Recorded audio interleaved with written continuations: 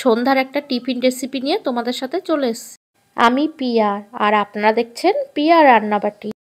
আজকের রেসিপি হচ্ছে bread pizza. ছোট থেকে বড় সবারই খুব পছন্দের একটা রেসিপি। খুব কম সময়ে ঘরোয়া কিছু উপকরণ দিয়ে যে কেউ বাড়িতে বানিয়ে ফেলতে পারবেন। খুব কম সময়ে চটজলদি একটা রেসিপি। চলো তাহলে আজকে রেসিপিটা শুরু করা যাক। ব্রেড পিৎজা বানানোর জন্য আমি 4 পিস স্লাইস রুটি নিয়েছি। রুটিগুলো চাকুর সাহায্যে আমি ছোট ছোট পিস করে নেব। পিস করা রুটিগুলো আমি একটা পাত্রে নিয়ে নিলাম। এবার একটা বাটিতে 4টে ডিম ফাটিয়ে নিয়েছি। এবার ডিমের মধ্যে দিয়ে দিলাম লবণ আর গোলমরিচ গুঁড়ো। এবার সব কিছু ভালো করে মিশিয়ে নেব।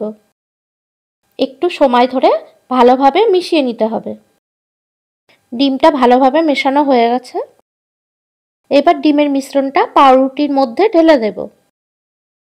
এইবার ডিমের মিশ্রণের সাথে ভালোভাবে পাউরুটিটা মাখিয়ে নেব। একটু সময় ধরে মাখিয়ে নিলেই হবে। এবার গ্যাসের ওপরে আমি কড়াইতে সর্ষের তেল গরম করতে দিয়েছি।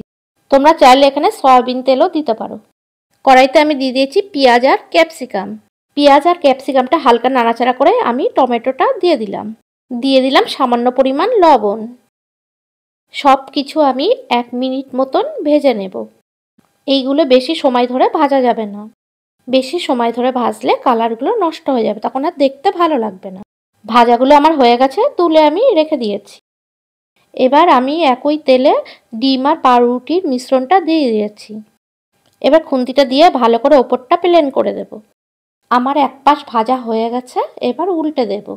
উল্টানোর জন্য আমি একটা স্টিলের প্লেট ব্যবহার করেছি। উল্টানোর সময় এইভাবে প্লেট দিয়ে উল্টালে কাজটা খুব ইজি হয়ে যায়। উল্টানোটা তোমাদের আর দেখাতে পারলাম না, কারণ সেই সময় ক্যামেরাটা অন করা হয়নি। পিৎজাটা বানানোর সময় গ্যাসটা কিন্তু লো ফ্লেমে রাখতে হবে। দিয়ে দিয়েছি টমেটো সস। সসটা আমি একটা চামচের সাহায্যে পুরো পিৎজার গায়ে মাখিয়ে দিয়েছি। এই সময় গ্যাসটা কিন্তু অফ রাখতে হবে। আমি ওপর দিয়ে কিছুটা পরিমাণ চিজ ছড়িয়ে দিলাম। এবার দিয়ে দিলাম সেই তুলে রাখা সব ভাজাগুলো সব ভালোভাবে সাজিয়ে দিতে হবে। ওপর দিয়ে দিলাম কিছু ভাজা পনির টুকরো। পনিরটা না দিলেও কোনো অসুবিধা নেই। ঘরে থাকলে তোমরা দেবে, নয়তো দিতে হবে না। এবার ওপর দিয়ে দিলাম আরও কিছুটা চিজ। এবার গ্যাসটা লো ফ্লেমে রেখে ওপর দিয়ে একটা ঢাকনি চাপা দিয়ে দেবো। 2-3 মিনিট পর ঢাকাটা খুলে দেখবে চিজটা গলে গেছে। তখন বুঝতে পারবে পিৎজাটা রেডি হয়ে গেছে।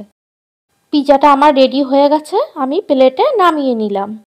তাহলে দেখলে তো বন্ধুরা, কত কম সময়ে সুস্বাদু একটা পিৎজা তৈরি করে ফেললাম। কেটে তোমাদের দেখাচ্ছি কতটা সুন্দর হয়েছে। বন্ধুরা, আমার ভিডিও যদি তোমাদের ভালো লাগে তাহলে ভিডিওটা লাইক, কমেন্ট আর শেয়ার করে দিও।